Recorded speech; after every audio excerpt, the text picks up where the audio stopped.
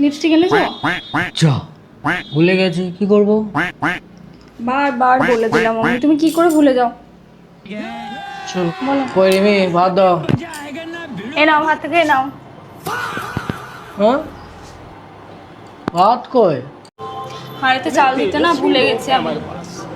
খেয়ে নাও আজকে ওটাই, বুঝেছো?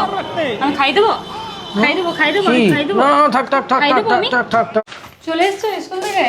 হ্যাঁ, কিন্তু টিফিন দিয়েছো আর টিফিনে কিছু খাবার দাওনি।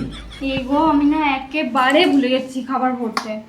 তুমি হ্যাঁ? একটু জল খেয়ে নেবে, চলো ঠিক হয়ে যাবে সব। হাওয়া, একটু জল। এই নাও তোমার লিপস্টিক।